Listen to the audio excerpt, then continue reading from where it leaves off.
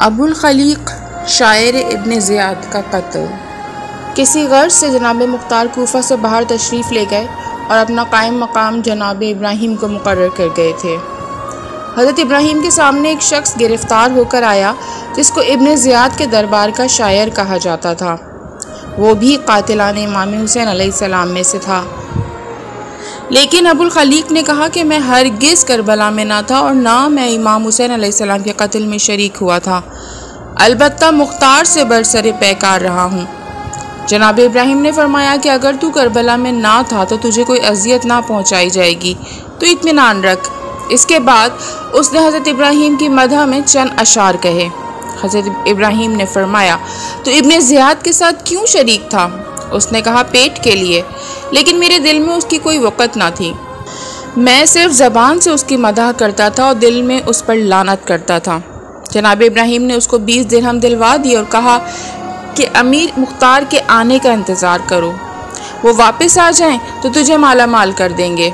उसने फिर चंद अशार मदह इब्राहीम में पढ़कर कहा कि मेरे लिए यही बहुत है जो आपने अता फरमाए हैं। आप मुझे रिहा फरमा दें ताकि वापस चला जाऊं, क्योंकि मेरे अहलो अयाल इंतज़ार में बेचैन होंगे। हज़रत इब्राहीम ने फरमाया, जनाब मुख्तार आते ही होंगे, इस कदर जल्दी तुझे क्यों है? अबुल खलीक ने कहा कि मुझे रिहा फरमा दीजिए। जनाब इब्राहीम ने फिर वही जवाब दिया। उसने फिर दरख्वास्त की कि मुझे अब यहाँ ना रखा जाए बल्कि रिहा कर दिया जाए। जनाब इब्राहीम ने फरमाया, तेरी इस बेकरारी और उजलत से मुझे शुबा होता है, आखिर यहाँ से जल्द जाने की कोशिश क्यों कर रहा है? उसने कहा, ए अमीर, असल वजह यह है कि मैंने अब्दुल्ला कामिल की हिजोकी की है, इसी सबब से वो मुझे गिरफ़्तार कर लाया है। मुझे यकीन है कि अगर वो आ गया तो मुझे ज़िंदा ना छोड़ेगा। इब्राहीम ने कहा, तू फ़िक्र ना कर, शौरा की ऐसी गलतियाँ हमेशा नज़रअंदाज कर दी जाती हैं। अगर तूने अब्दुल्ला कामिल की मज़म्मत की है तो इसका कोई ख्याल ना किया जाएगा, लेकिन अगर ये साबित हो गया कि तू कातिलान इमाम में से है तो हरगिज़ माफ़ ना किया जाएगा। तू कल तक इंतज़ार कर और इस अरसे में मौला अली और उनकी औलाद की मदह में अशार कहता रहे। जितने अशार हो जाएं वो अमीर मुख्तार के सामने दरबार में सुनाना और हमसे बेहिसाब इनाम लेना। इसके बाद कचहरी बर्खास्त हो गई। दूसरे रोज़ जनाब इब्राहीम ने उसको दरबार में तलब फरमाया। वो आया तो आपने उसे दरियाफ़्त किया कि कल से इस वक्त तक तूने कितने अशार मदह अमीरुल मोमिनीन अलैहिस्सलाम में कहे। उसने कहा, ए अमीर, मैंने बहुत कोशिश की मगर अशार लिखने में कामयाब ना हो सका। हज़रत इब्राहीम ने हंस के फरमाया, ए मलून, तू यकीनन दुश्मन आले रसूल सल्लल्लाहु अलैहि वसल्लम है, इसी सबब से तेरा जहन उनकी मदह में काम नहीं करता।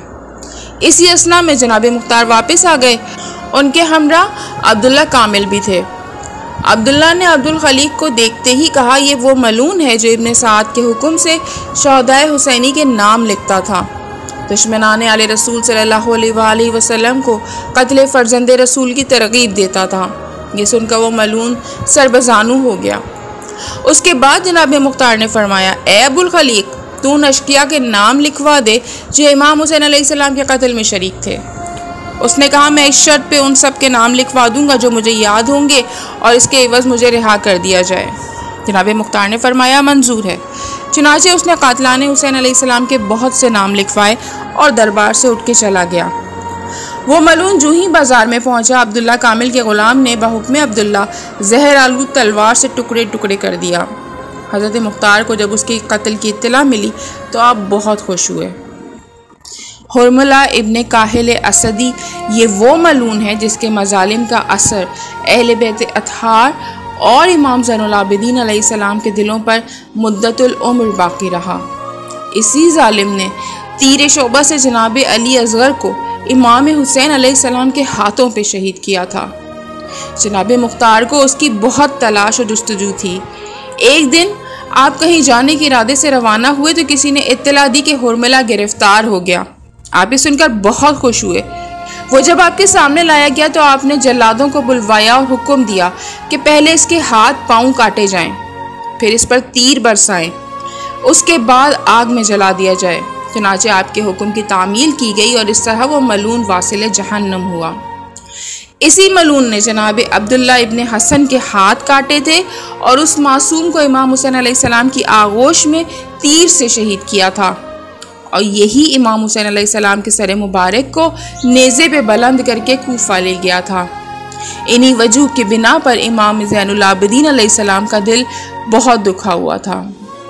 मिनहाल बिन उमर का बयान है कि मैं कूफे से बग़ैर से हज मक्का मुअज़्ज़मा गया था। वहाँ इमाम ज़ैनुल आबिदीन अलैहिस्सलाम से मुलाकात हुई तो हज़रत ने मुझसे हुरमला इब्न काहिल असदी का हाल पूछा। मैंने कहा वो कूफे में ज़िंदा और सलामत मौजूद है।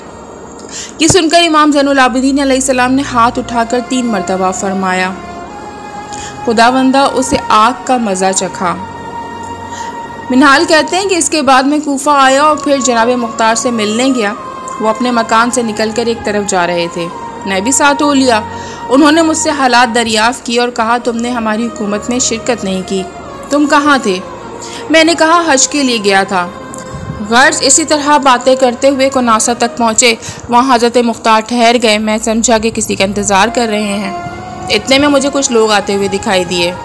वो लोग जब करीब पहुँचे तो बयान किया कि हुरमुला गिरफ़्तार हो गया है। आपने फ़ौरन शुक्र खुदा अदा किया।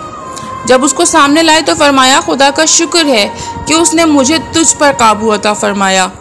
ए मलून, खुदा तुझ पर लानत करे, तूने आले मोहम्मद सल्लल्लाहु अलैहि वसल्लम पर बेहद सितम ढाए हैं। फिर जल्लाद को बुलवाकर हुक्म दिया कि इसके पैर काट दिए जाएं और मुख्तलिफ़ किस्म के अज़ाब में मुब्तला करके आग में जला दिया जाए। चुनांचे इसी हुक्म के मुताबिक उसको वासिले जहन्नुम किया गया। मिनहाल बयान करते हैं कि यह हाल देखकर मैंने 2 मरतबा सुभान अल्लाह कहा। जनाब मुख्तार ने फरमाया, ए मिनहाल, तस्बीह तो हर वक्त कहना बेहतर है, लेकिन इस वक्त तुमने ख़ास तौर से किस लिए तस्बीह की?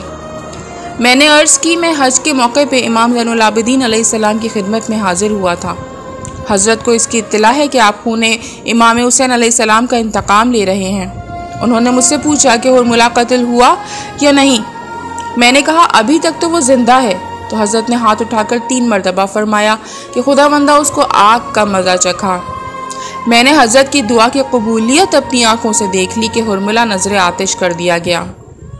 ये सुनना था कि जनाब मुख्तार खुशी से फूले न समाए और कहा, ए मिनहाल, सच बताओ, क्या मेरे इमाम ने ऐसा फरमाया था? मैंने कहा बिल्कुल सच कहता हूँ। ये सुनकर मुख्तार घोड़े से कूद पड़े और ज़मीन पर सजदे शुक्र के लिए पेशानी रख दी और देर तक सजदे में मशगूल थे। इसके बाद सवार होकर रवाना हुए। मेरे मकान के करीब पहुँचे तो मैंने दरख्वास्त की कि करीब खाने पर तशरीफ़ ले चलिए, खाना तनावुल फरमाइए। उन्होंने कहा, ए मिनहाल, मैं खाना नहीं खा सकता क्योंकि मैं शुक्र के रोज़े से हूँ। अब इससे बड़ी नेमत मेरे लिए क्या हो सकती है कि मेरे इमाम की दुआ मेरे हाथों पूरी हुई। जनाब मौलाना ज़फ़र हसन साहब की तहकीक के मुताबिक जिस वक्त जनाब मुख्तार की नज़र हुरमुला पे पड़ी, आपने डांट कर फरमाया, ओ मलून, खुदा तुझ पर लानत करे, बता तूने क्या किया था? उसने कहा, ए अमीर, मेरे 3 तीर ऐसे निकले जिनसे मेरी तीरंदाजी का कमाल जाहिर हो गया। पहला तीर मश्क सकीना पे लगा जबकि अलमदार हुसैनी मश्क भरकर खैमे की जानिब ले जा रहे थे। इब्न साद ने मुझसे कहा, अगर ये पानी प्यासों तक पहुंच जाएगा तो गज़ब हो जाएगा। ये सुनकर मैंने ऐसा तीर मारा कि मश्क छिद गई और सारा पानी बह गया और दूसरे तीर से मैंने शशमाहे अली असगर का गला छेद दिया था और वो सगीर बच्चा हुसैन के हाथों पे तड़प तड़प कर मर गया।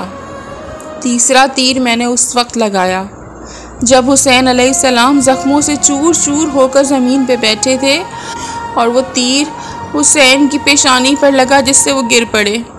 मुख्तार ये सुनकर ज़ब्त ना कर सके और बढ़कर अपनी तलवार से उस मलून के दोनों हाथ कता कर दिए, फिर उसको आग में ज़िंदा जला दिया।